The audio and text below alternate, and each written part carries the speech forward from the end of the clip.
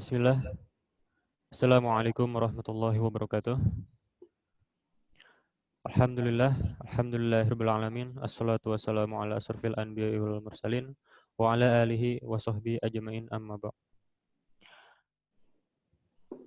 Mari kita panjatkan puji serta syukur kita kepada Allah Subhanahu wa taala yang mana telah memberikan kita begitu banyak nikmat ya, begitu banyak rezeki khususnya pada hari ini kita tetap bisa dalam mencari ilmu, dilapangkan waktunya, diberi kesehatan, dan juga semoga kita semua selalu dalam lindungan Allah Subhanahu wa taala. Amin ya Allah ya rabbal alamin.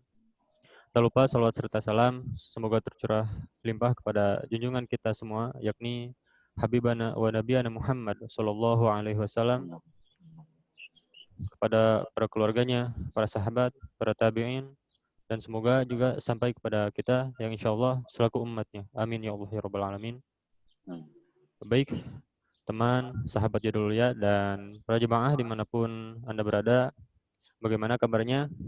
Semoga kita semua selalu dalam rezeki yakni kesehatan ya dari Allah Subhanahu wa taala, dan semoga kita semua selalu dibukakan pintu kemudahan ya, terutama dalam talabul ilmi ini. Amin ya Allah rabbal alamin. Baik, pada kesempatan kali ini kita semua akan sama-sama belajar pada kajian ini dengan tema insyaallah berkebun ala Al-Quran. Adakah, dengan pemateri Al-Ustadz Sulaiman Faruk ya. Dan alhamdulillah Ustadz telah bersama kita ya. Ustadz, Assalamualaikum Ustadz, bagaimana kabarnya? Assalamualaikum warahmatullahi wabarakatuh. Alhamdulillah. Baik, Fadil. Alhamdulillah taala. Ini alhamdulillah bisa ketemu lagi nih, bisa siaran bareng lagi di Masjid Jadululia. Mudah-mudahan Allah berkahi ya, Fadil. Amin. Ada suaranya, Fadil? Ada Ustadz, aman. Baik, para jemaah semua, Ustadz insya Allah sudah siap ya mentransfer ilmunya kepada kita. Baik, sebelum kajian dimulai, saya akan terlebih dahulu memperkenalkan lagi mengenai program Jadululia Kelas Indonesia ya, terutama bagi yang baru bergabung ataupun atau mengulang lagi untuk yang sudah mendengarkan ya. Baik. Jadululia Kelas Indonesia merupakan salah satu program yang dirintis oleh Pondok Pesantren Jadululia dalam sektor pendidikan berbasis online. Jadululia Kelas Indonesia menyuguhkan berbagai macam kelas dengan berbagai macam kategori kelas, dimulai dari keagamaan, bisnis, kreatif, pranikah, parenting, kesehatan, teknologi, dan lain-lain. Untuk dapat mengikuti kelas-kelas yang diadakan, bisa dilihat jadwalnya di Instagram YU Kelas Indonesia. Kelas yang diadakan variatif, ada yang gratis, dan ada yang bersifat penggalangan dana bagi para santri penghafal Al-Quran di Ponpes Jadululia Garut. Sekali lagi, bagi para jemaah yang berminat mungkin mengikuti kelas ataupun kajian online, dan bagi yang ingin berdonasi bisa dicek informasi selanjutnya di akun sosial Instagram yakni ya Jadululia Kelas Indonesia ya. Baik, tanpa berlama-lama lagi kita mulai saja kajian ini dengan mengucapkan basmalah bersama-sama. Bismillahirrahmanirrahim. Oh ya, sebelum itu saya akan menyampaikan himbauan ya kepada para jemaah yang mengikuti kajian ini menggunakan handphone ya khususnya. Yang pertama, selama kajian berlangsung diharapkan tidak mengaktifkan fitur suara serta video ya. Kemudian yang kedua, ketika nanti sesi pertanyaan, para jemaah bisa mengajukan pertanyaan lewat fitur suara, fitur video, kemudian fitur chat ya, untuk menyampaikan pertanyaan kepada Ustadz nanti. Kemudian yang ketiga, bila mana ada dari jemaah yang tidak bisa mengikuti kajian ini hingga selesai, insya Allah kami akan menyediakan video rekaman. Baik, Mari kita mulai saja kajian ini. Waktu kami persilakan kepada Ustaz Faruk. Tafadhol. Baik, bismillahirrahmanirrahim. Alhamdulillahilladzi arsala rasulahu bil huda wa dinil haqqi liyuzhirahu 'ala dini kullih. Wa kafa billahi shahida. Asyhadu an la ilaha illallah wahdahu la syarika lahu wa asyhadu anna Muhammadan 'abduhu wa rasuluhu la nabiyya ba'dahu wa la rasulah. Allahumma salli wa sallim wa barik 'ala sayyidina Muhammadin wa 'ala alihi wa sahbihi wa sallim ajma'in. Allahumma inna nas'aluka al-ikhlas was-sidqa bil qawli wal 'amal. Allahumma inna nas'aluka al-huda wat-tuqa wal-'afafa wal-ghina.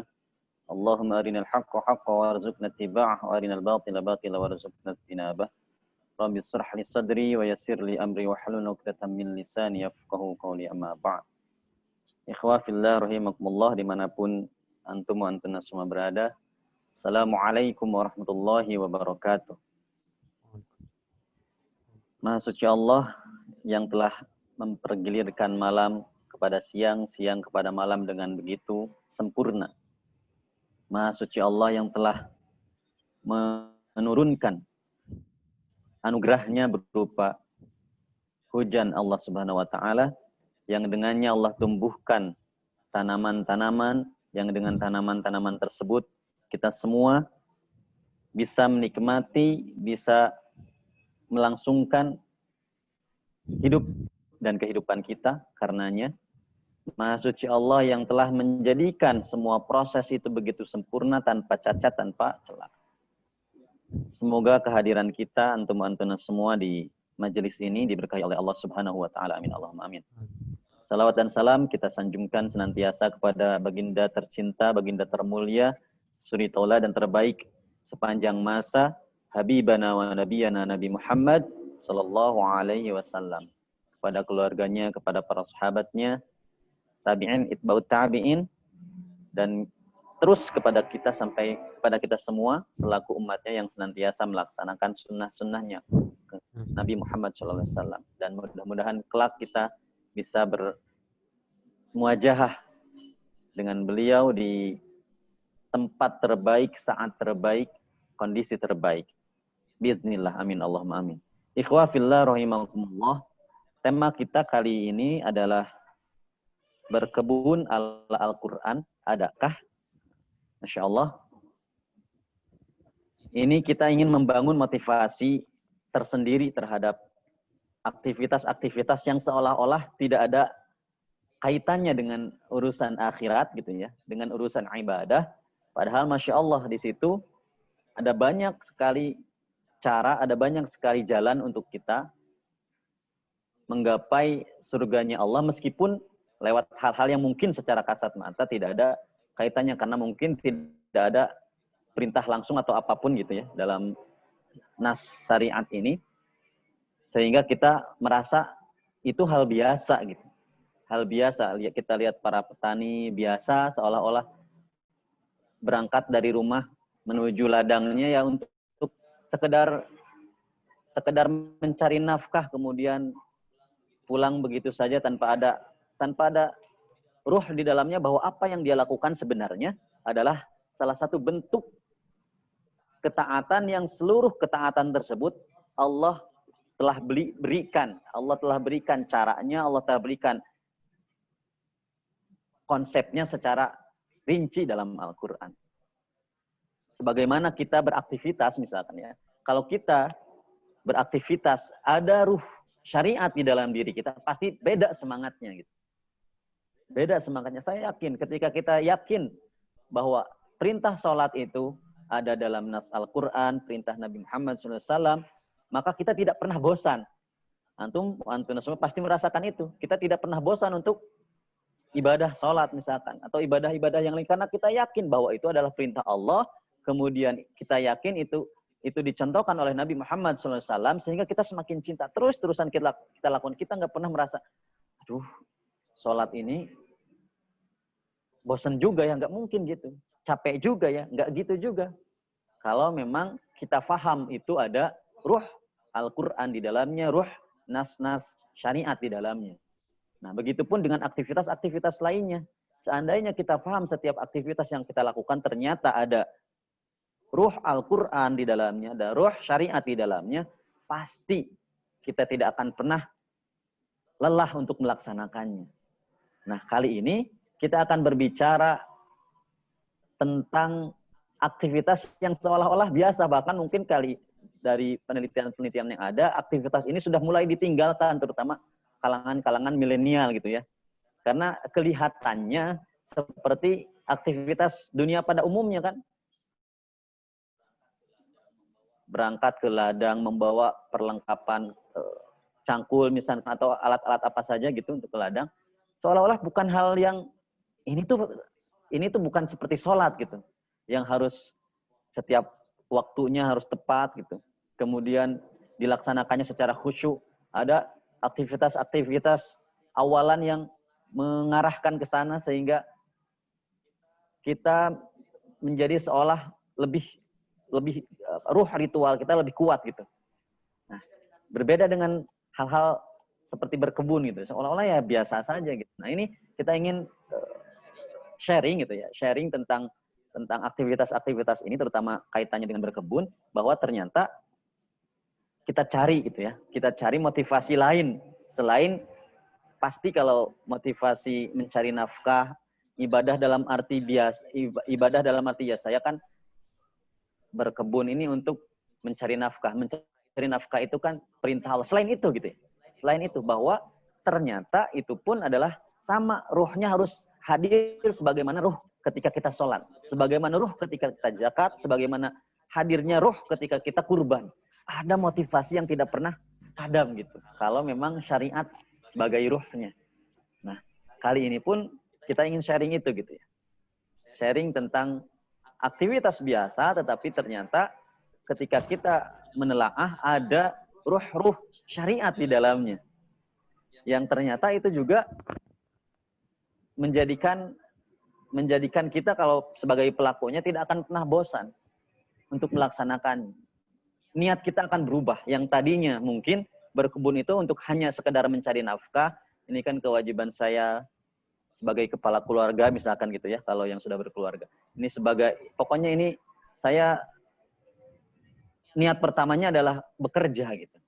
Nah, sehingga kita ganti sekarang, kalau kita sudah paham ternyata ini ada ruh syariat di dalamnya, kita akan berubah, niat kita akan berubah. Ketika kita berangkat akan berubah. Ketika kita mengambil peralatan ke kebun akan berubah niatnya. Ketika kita menginjakkan kaki kita di ladang, kita akan berubah. Niat kita akan berubah. Nah, ini akan kita diskusikan bersama. Mudah-mudahan Allah Subhanahu wa taala di tema masih ta'aruf ya, karena targetnya sebagaimana panitia menjelaskan di awal gitu. Ini inginnya ada kelas-kelas yang lebih serius gitu. Ini hanya sebagai ta'aruf, perkenalan saja. Hal-hal yang mudah-mudahan memotivasi antum-antuna semua dalam berkebun kalau kita ngikutin tema gitu. Baik, 2017 yang lalu saya ingin bercerita sedikit sebelum kita masuk ke materi inti gitu.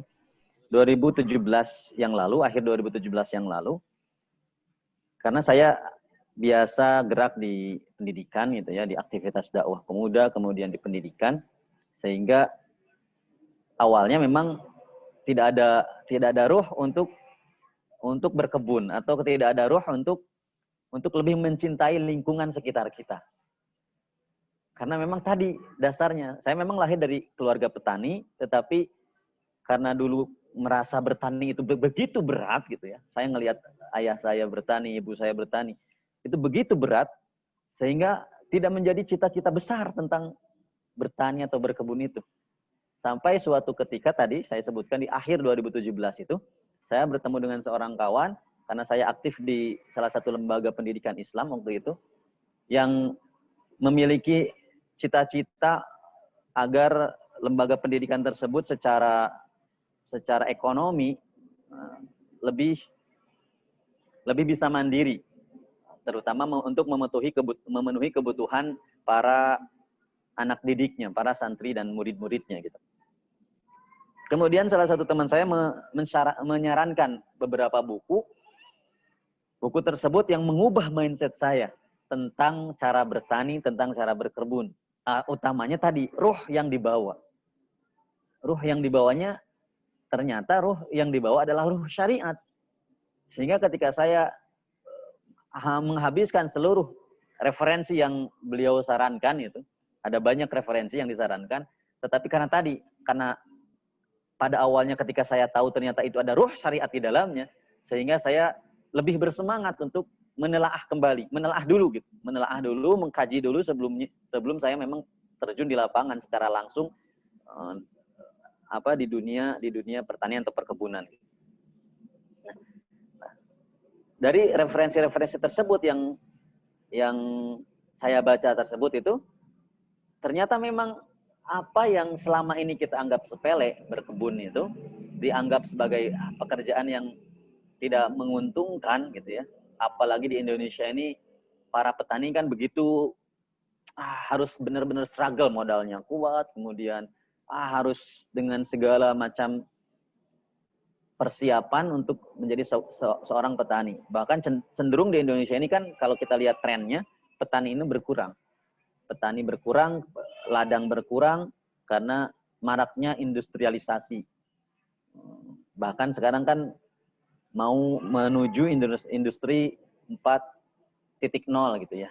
Yang Masya Allah, itu akan peran para petani, peran tanah itu menjadi berkurang.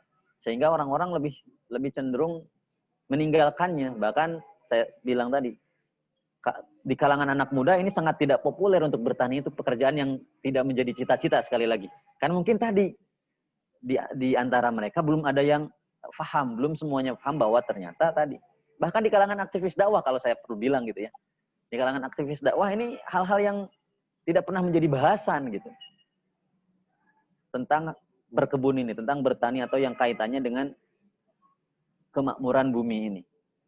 Tapi sekali lagi, akhir 2017 itu adalah awal bagi saya untuk mengucapkan, ya Allah, ternyata begitu lengkap ilmumu, begitu dahsyat apa yang Engkau siapkan untuk kami para manusia, para makhluknya Allah Subhanahu wa taala dalam menyiapkan kemakmuran di muka bumi ini. Nah, Masya Allah. Kita akan bahas singkat-singkat dulu sebelum agak detail gitu ya tentang konsep secara utuh, kemudian detail turunannya yang itu akan membutuhkan waktu yang sangat panjang. Kita hanya ingin mengulas sedikit demi sedikit karena memang temanya adalah dalam Al-Qur'an. Nah, kita akan menggunakan nas-nas Al-Qur'an dalam kajian kita pada siang hari ini. Yang tentu ada kaitannya dengan berkebun. Meskipun tadi para ulama tidak menjelaskan secara langsung perintah itu gitu ya. Perintah kewajiban berkebun itu tidak sebagaimana perintah sholat atau perintah ibadah mahdhah lainnya gitu. Tetapi sebagaimana ilmu-ilmu yang lain gitu. Ketika kita mengkaji Al-Qur'an, kecenderungan ilmu kita kuat di mana, maka Al-Qur'an akan menjawab semuanya. Ini kita sudah sering mendengar bahwa Al-Qur'an kalau dibahas oleh ahli kesehatan, misalkan oleh dokter, maka si dokter tersebut pasti akan mengatakan bahwa Al-Qur'an adalah sumber ilmu kedokteran. Maka mungkin muncul buku-buku kedokteran yang bersumber dari Al-Qur'an misalnya. Atau ada orang yang pakar di bidang teknologi misalkan. Maka orang tersebut yang juga mengkaji Al-Qur'an gitu ya, yang juga mengkaji Al-Qur'an, sehingga orang tersebut pasti akan berkomentar bahwa Al-Qur'an adalah sumber ilmu dalam teknologi. Kemudian ada yang di bidang astronomi misalkan, tentang tata surya dan sebagainya, pasti akan bilang bahwa Al-Qur'an adalah sumber ilmu tentang astronomi. Dan terus sebagaimana ilmu-ilmu yang berkembang di luar sana, termasuk dalam pertanian. Kebetulan dalam buku yang saya kaji tersebut itu, yang mengkaji adalah ahli pertanian.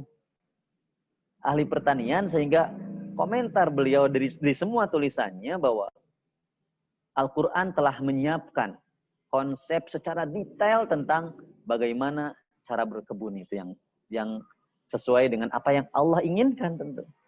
Dan ini Masya Allah, sekali lagi, kita paham bahwa apa yang kita lakukan termasuk berkebun itu adalah memiliki ruh nas Al-Quran, memiliki ruh syariat, pasti kita tidak akan pernah bosan. Karena saya sampai setelah saya baca buku tersebut, kurang lebih ada sekitar 5 buku saya baca, 5 referensi tersebut saya hatamkan.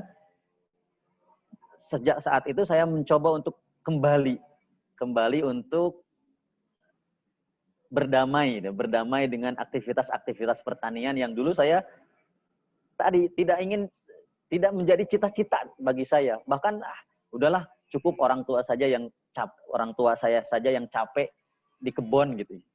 Saya mah nggak boleh gitu. Saya harus menjadi ilmuwan hebat yang membahagiakan orang tua dan sebagainya gitu mungkin waktu itu.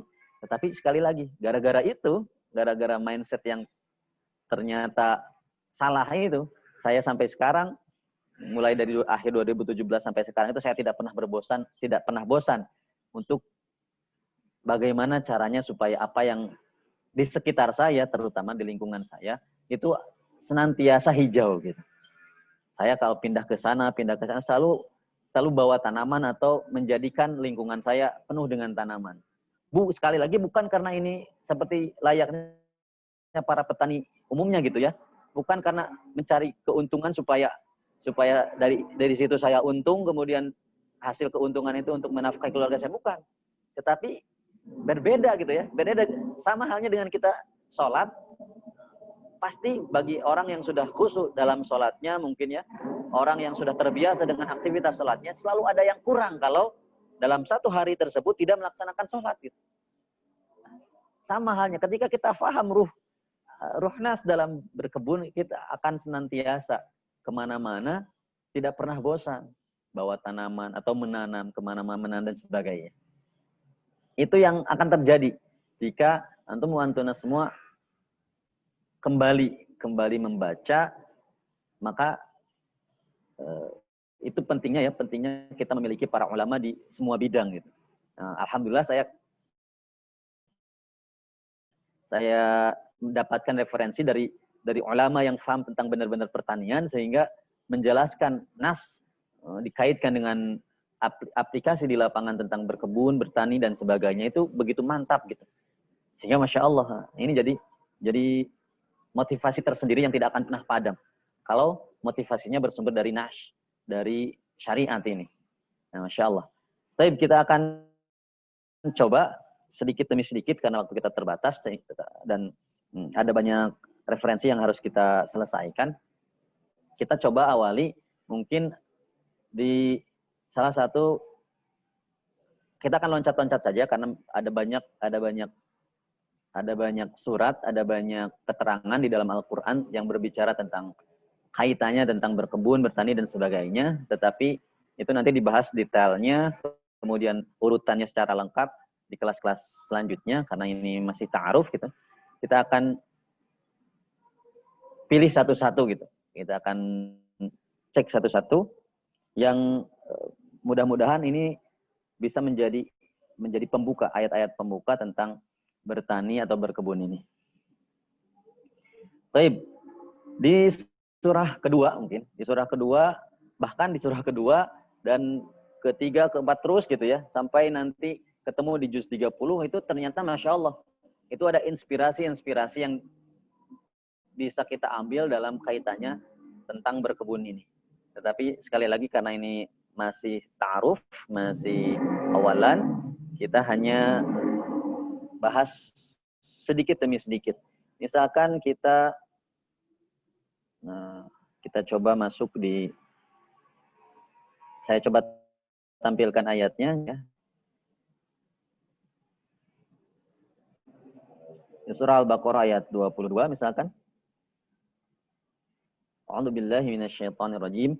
Alladzi ja'ala lakumul arda firasyan was samaa'a binaa'a wa anzala minas samaa'i maa'an fa akhraja bihi minats thamarati rizqan lakum fala taj'alu lillahi andada wa antum ta'lamun. Dialah Allah yang menjadikan bumi sebagai hamparan bagimu dan langit sebagai atap, dan dialah yang menurunkan air hujan dari langit, lalu dihasilkan dengan hujan itu buah-buahan sebagai rezeki untukmu. Karena itu janganlah kamu mengadakan tandingan-tandingan bagi Allah padahal kamu mengetahui. Nah, meskipun di sini seolah-olah, nah bukan seolah-olah, memang hakikatnya seperti itu ya. Hakikatnya Allah yang menurunkan hujan, kemudian menumbuhkan tanaman-tanaman juga buah-buahan.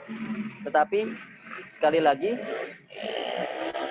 Masya Allah, mohon maaf, ada suara-suara yang cukup mengganggu gitu ya tadi. Nah, tetapi kalau kita paham tentang proses bertani, proses berkebun, kita akan menyadari bahwa ini salah satu ayatnya. Bahwa Allah menurunkan air hujan, kemudian dari air hujan tersebut Allah hasilkan tumbuh-tumbuhan, tanaman-tanaman, buah-buahan sebagai rezeki bagi kita. Kemudian di masih di surah Al-Baqarah ayat 61 misalkan tentang, kita tahu salah satu kisah menarik di Al-Baqarah adalah kisahnya Bani Israel gitu ya.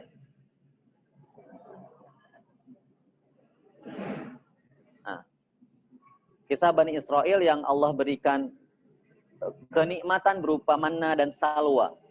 Ya, kemudian mereka merasa bosan dengan makanan yang sudah dibuat spesial oleh Allah untuk mereka itu. Kemudian mereka meminta hal makanan-makanan yang sepele. Yang kata Nabi Musa, itu bisa kita dapatkan kapan saja. Itu bisa kita dapatkan di kota gitu ya. Mohon maaf. Wa idh qultum ya Musa lan nasbiru ala ta'ami wahid fad'u lana rabbaka yukhrij lana mimma tunbitul ardu min baqliha wa qithaiha wa fumiha wa adasiha wa basaliha. Qala atastabdiluna alladhi huwa adna billadhi huwa khair ihbitu misran fa inna lakum ma sa'altum wa duribat 'alaihimudz dhillatu wal maskanatu wa ba'u bighadabin minallah dzalika bi annahum kanu yakfuruna bi ayatillahi wa yaqtuluna an-nabiyyina bighairi ghairil haqq dzalika bima 'asaw wa kanu ya'tadun. Dan ingatlah ketika kamu berkata, ini Bani Israel ya, wahai Musa, lan nasbiru ala ta'ami wahid, kami tidak sabar dengan makanan yang satu gitu. Satu macam saja, manna wasalwa, makanannya satu, minumannya satu. Ini kebiasaan orang-orang Yahudi ya, tidak pernah sabaran gitu. Udah dikasih yang nikmat, yang tinggal lahap, manna dan salwa itu kan tanpa harus memasak, tanpa harus menanam, tiba-tiba Allah turunkan dari langit makanan makanan yang selembut susu semanis madu gitu ya, minuman yang selembut susu semanis madu. Kemudian makanan, para ulama menjelaskan sebagaimana makanan burung sebagaimana burung puyuh gitu ya, burung puyuh yang lembut gitu, langsung dimakan tanpa memasak, tanpa capek gitu. Ternyata mereka bosan. Nah, itu karakter Yahudi. Maka mohonkanlah kepada Tuhanmu untuk kami agar Dia memberi kami yang ditumbuhkan bumi, seperti sayur mayur, mentimun, bawang putih, kacang adas, dan bawang merah. Kemudian Nabi Musa menjawab, apakah kamu meminta sesuatu yang buruk sebagai ganti dari sesuatu yang baik? Kalau itu mah pergilah ke suatu kota, kalau bahasa kita gitu. Pergilah ke suatu kota, kamu pasti akan memperoleh apa yang kamu minta. Ini kan meskipun redaksinya seperti itu gitu ya. Redaksinya pergilah ke kota, kamu akan menemukannya. Kan nggak mungkin kita tiba-tiba di kota ada gitu saja. Tanpa ada yang menanamnya, yang merawatnya, memanennya, kemudian dijual di pasar. Itu kita dapat inspirasi lagi tentang pertanian dan perkebunan. Itu saya singkat-singkat saja karena sekali lagi ini ta'aruf. Atau di surah, masih di Al-Baqarah, saya belum meloncat ke yang lain. Ayat yang masyhur sekali gitu ya, tentang perumpamaan kebaikan. Mungkin di antara antum-antuna semua juga sudah paham, sudah hafal mungkin ya. Alladzina yunfikuna amwalahum fi sabilillah kamatsali habbah. Kamathali habbatin ambatat sab'a sanabila fi kulli sumbulatin mi'atu habbah wallahu yudha'ifu liman yasha wallahu wasi'un 'alim. Surah Al-Baqarah ayat 261. Mathalul ladzina yunfikuna amwalahum. Perumpamaan orang-orang yang infakkan hartanya fi sabilillah, di jalan Allah, kamathali habbah, sama seperti sebutir biji. Sebutir biji, yang biji tersebut ambatat sab'a sanabila fi kulli sumbulatin mi'atu habbah. Dan sebutir biji tersebut tumbuh kemudian menghasilkan 7 cabang, 7 tangkai, dan setiap tangkai itu memiliki 100 biji. Jadi dari satu biji kemudian 7 tangkai, kemudian dari setiap tangkai itu ada 100 biji. Nah, ini kita akan pahami. Kalau kita yang terbiasa terjun di lapangan, kita akan paham, oh ternyata Masya Allah, benar sekali apa yang dikatakan Al-Quran ini. Ada tanaman yang dari satu biji, tumbuh 7 tangkai, dari setiap tangkai tumbuh 100 biji tanamannya. Bahkan dari satu menjadi 700. Ini memang perumpamaan nafkah di jalan Allah. Tetapi bagi orang-orang yang paham di lapangan, kita akan mengetahui, ya ternyata iya juga ya, ada. Ternyata kalau kita lihat itu, ada. Bahkan ada yang lebih juga ya, dari satu biji bisa lebih banyak bahkan. Dari satu biji bisa sampai ribuan buah, bisa sampai jutaan buah kalau terus-terusan dikelola gitu. Kita akan paham itu.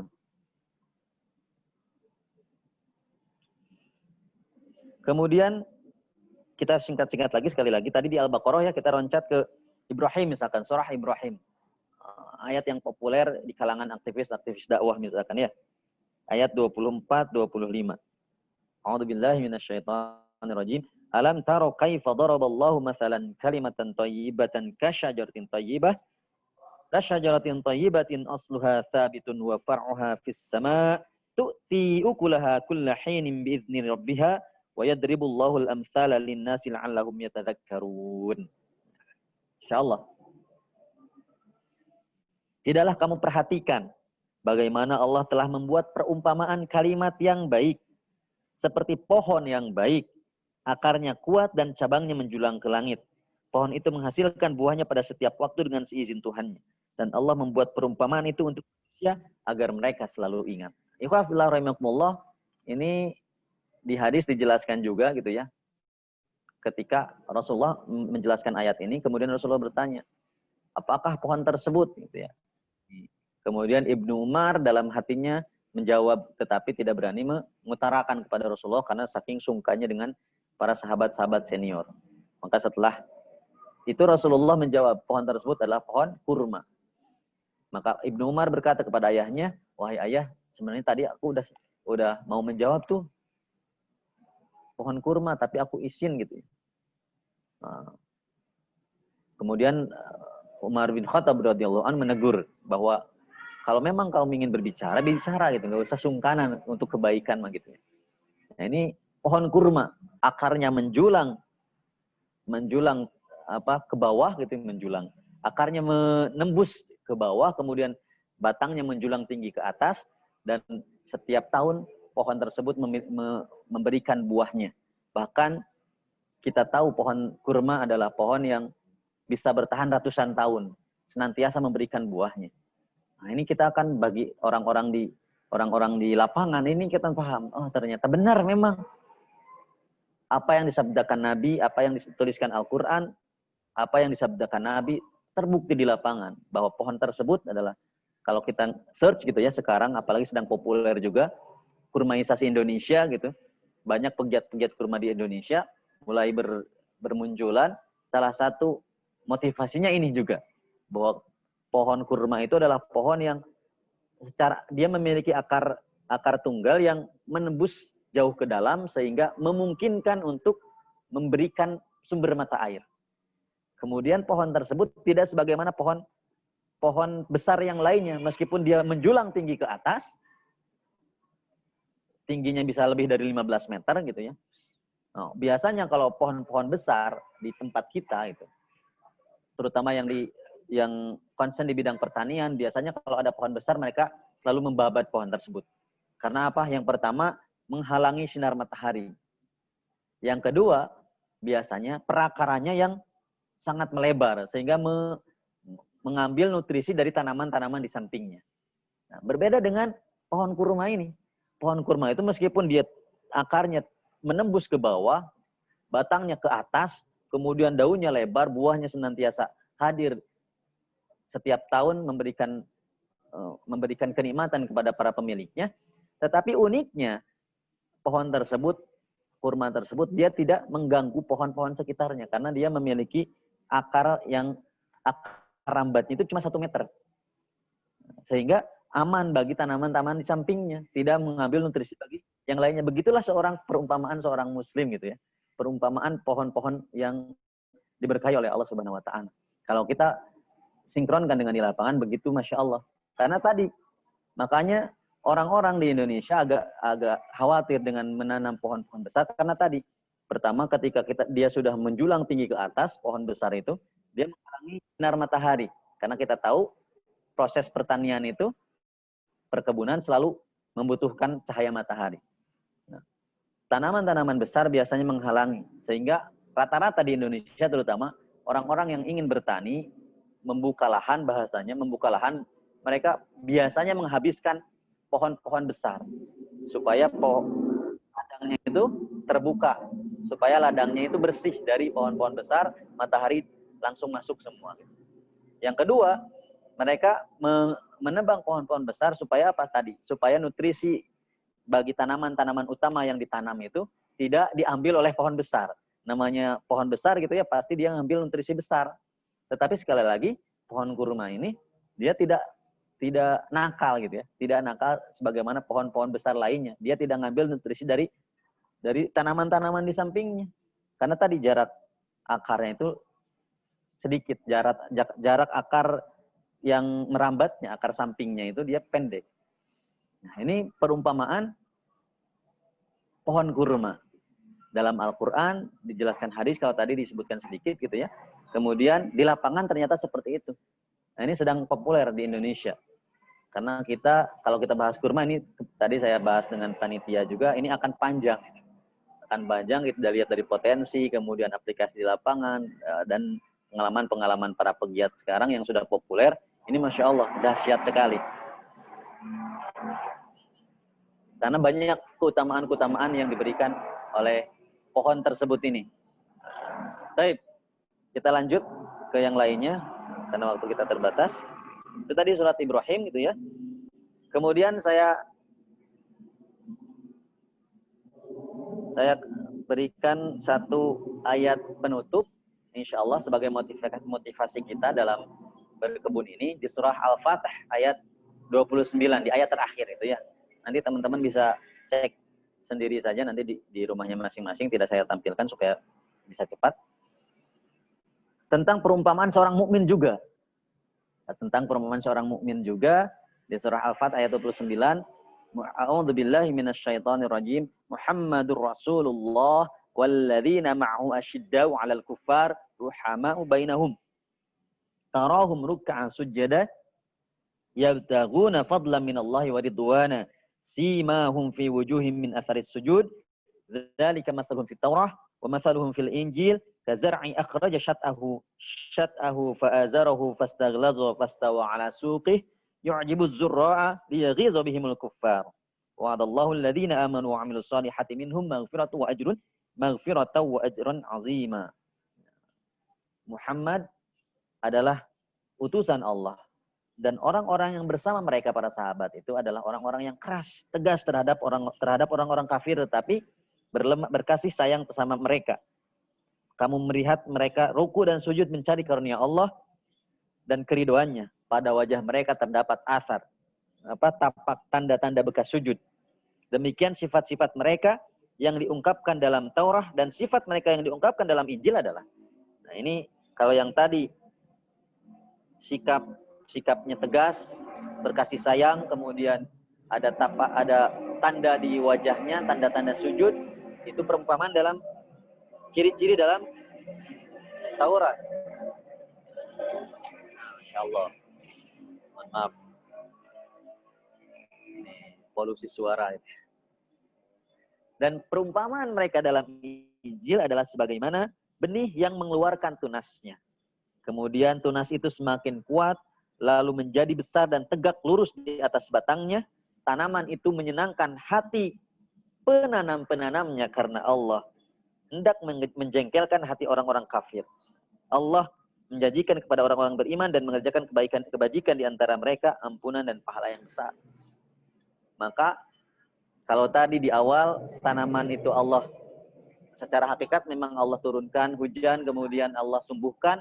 Di surah ini Allah sebutkan tanaman tersebut menyenangkan hati para penanam-penanamnya. Siapa mereka? Jelas bukan, tidak mungkin gitu ya. Tidak mungkin orang yang tidak konsen dalam pertanian, dalam perkebunan. Jelas mereka adalah orang-orang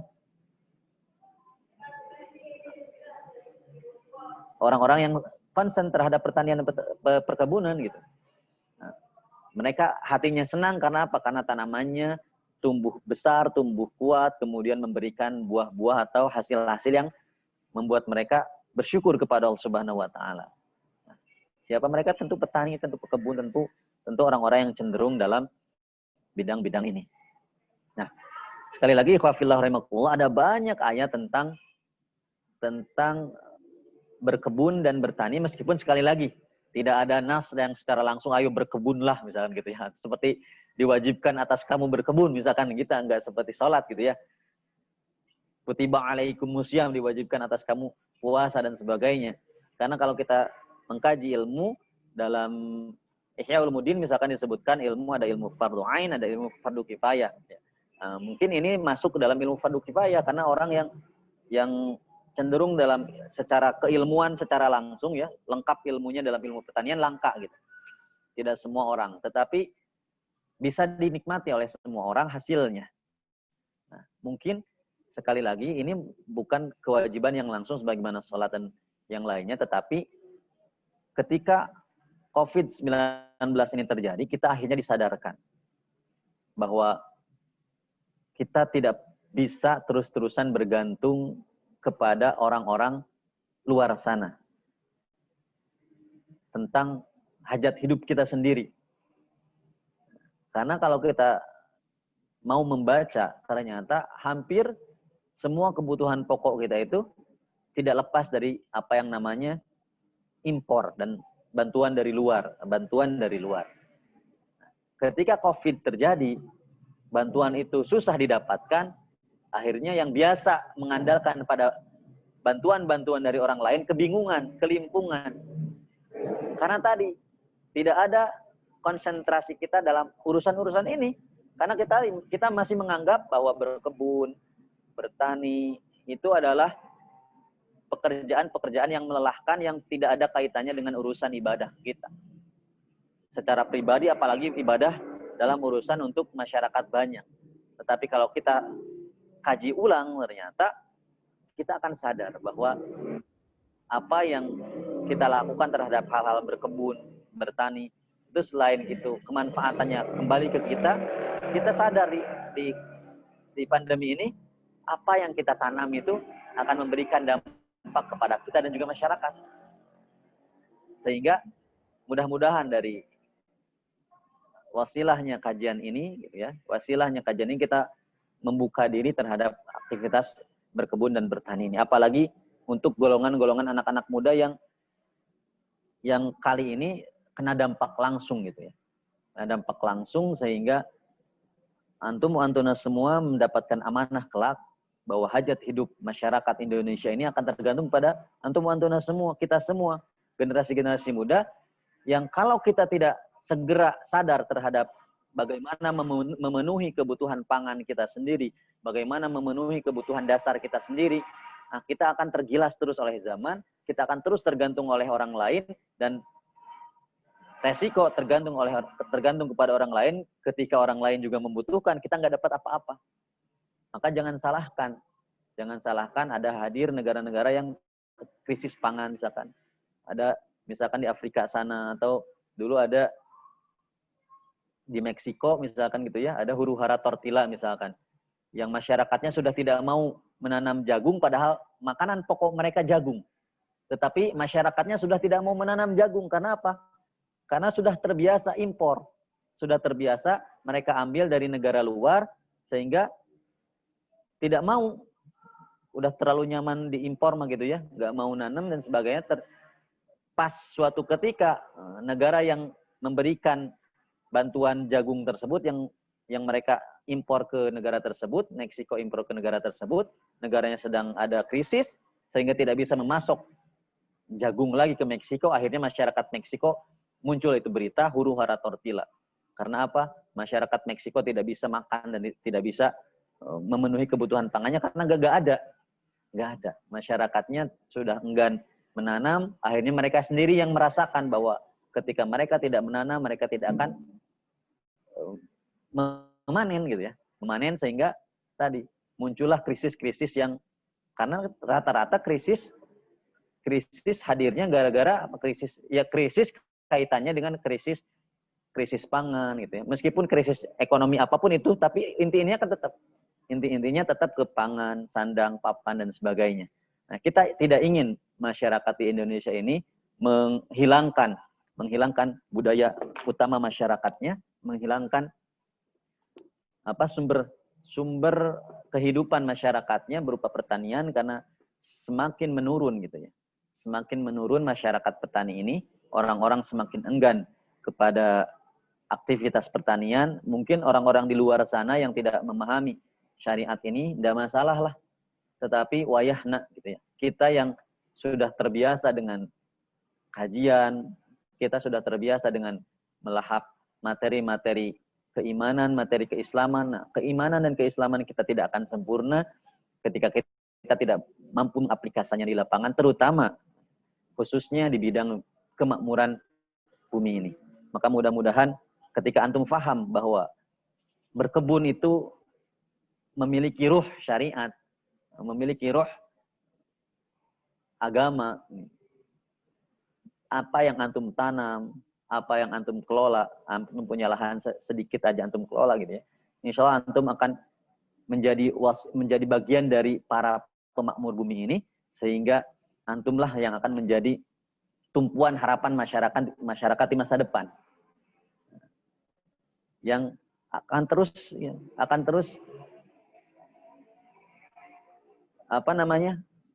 memberikan kemanfaatannya kepada masyarakat. Nah, sekarang saja kita sudah, apalagi sekarang di masa pandemi yang semua orang mencoba menjaga jarak gitu ya, menjaga jarak sehingga semuanya serba terbatas. Nah, kita ke depan mau tidak mau harus segera memandikan diri, minimal untuk diri sendiri dan keluarga gitu ya. Tidak terlalu tergantung kepada orang lain. Itu secara umum juga iya, tetapi kalau kita paham apa yang kita lakukan tersebut juga adalah bagian dari perintah Allah Subhanahu wa taala, saya yakin antum tidak akan pernah bosan melakukannya. Antum tidak akan pernah bosan untuk menanam. Antum tidak akan pernah bosan untuk bagaimana setiap jengkal lahan yang Allah berikan kepada antum, Allah amanahkan kepada antum jaga supaya memberikan kemanfaatan. Sebagaimana Allah mengumpamakan seorang mukmin itu adalah orang yang beriman dan yang bertakwa, itu adalah orang-orang yang memberikan keberkahan kepada masyarakatnya. Orang yang dari langit Allah turunkan keberkahan, dari bumi Allah turunkan keberkahan bagi mereka yang beriman dan bertakwa. Sehingga antum harus segera sadar gitu ya. Kita harus segera sadar bahwa apa yang kita lakukan ini ada juga bagian dari jihad kita di jalan Allah, perjuangan kita di jalan Allah dalam rangka menjaga amanah Allah, titipan Allah berupa bumi ini. Bumi ini dititipkan kepada kita yang awal mulanya kepada ayah pertama kita, Nabi Adam alaihissalam. Kemudian Nabi Adam menurunkan amanah-amanah tersebut ke anak cucunya. Karena kalau kita telaah sekali lagi, kepemimpinan ini harus kita yang pegang. Kemakmuran bumi ini harus kita yang kelola. Karena kalau kita pernah memberikan amanah kepemimpinan, amanah kemakmuran ini kepada orang lain, maka kita lihat sendiri akibat-akibat yang muncul, bencana yang muncul, dan sebagainya. Butuh orang-orang yang beriman dan bertakwa dalam mengelola bumi ini. Butuh orang yang beriman dan bertakwa yang memimpin kondisi di muka bumi ini.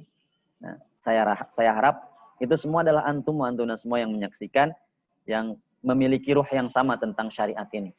Ingin agar ayat-ayat Allah dari langit ini turun di muka bumi ini teraplikasikan di lapangan dan memberikan tu'ti'ukulaha, memberikan kemanfaatannya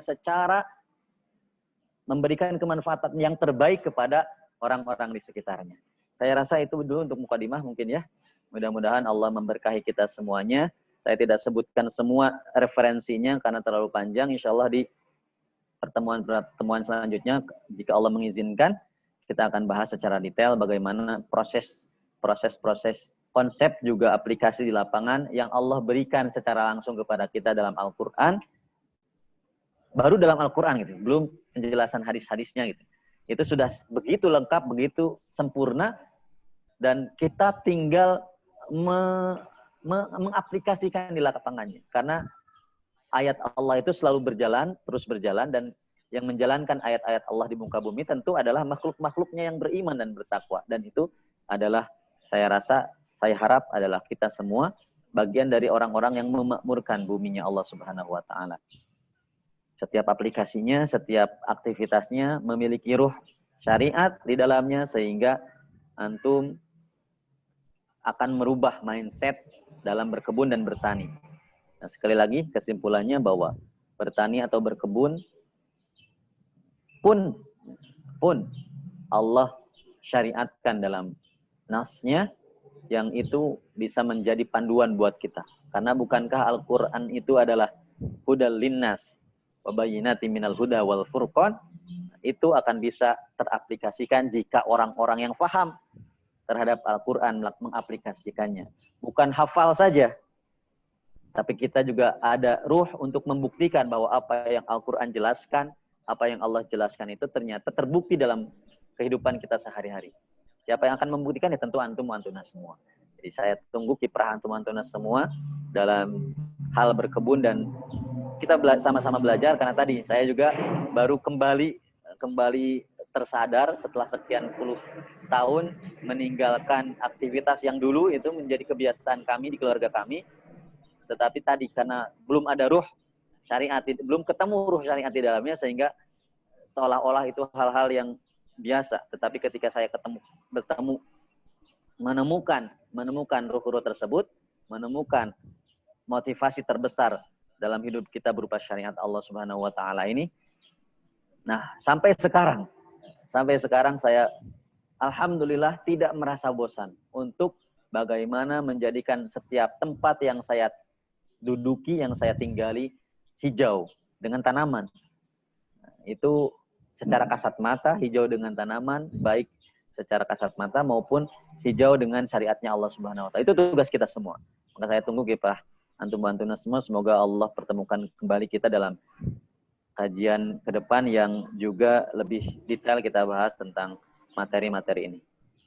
Tapi saya kembalikan kepada pembawa acara jika memang ada yang harus didiskusikan. Jika tidak, mungkin kita akan tutup. Tapi saya kembalikan dulu kepada Akh Fadil Hafizahullah Ta'ala. Tafadhol, Akh Fadil. Baik, terima kasih Ustadz atas ilmu serta pengetahuannya, terutama mengenai berkebun ini ya. Dan bagi teman-teman mungkin yang sama seperti saya yang belum tergugah ya mengenai berkebun ini, semoga tergugah ya untuk mulai menanam. Apalagi melihat kondisi sekarang ya, Indonesia sedang pandemi ini, walaupun disebut negara pertanian ya, melimpah alamnya, tapi karena penduduknya kurang akan kesadaran ya mengenai menanam ini, bisa kita lihat di mana-mana terjadi kekeringan, mungkin terus kekurangan pasokan makanan ya, terutama yang sedang di kota-kota besar ya. Di sana kita tahu bahwa lahan pertanian, lahan perkebunan itu bahkan tidak ada gitu ya. Di tempat-tempat seperti itu yang banyaknya hanya perkantoran dan pemukiman yang sangat padat itu. Tempat-tempat seperti itu sangat butuh pasokan dari luar, sedangkan dari wilayah luar itu ya mulai rusak gitu ya, seperti kita ketahui. Baik, mungkin ada beberapa menit lagi sebelum kita tutup kajian ini. Barangkali dari teman-teman ataupun para jemaah ada pertanyaan yang ingin disampaikan pada Ustadz. Baik, dipersilahkan.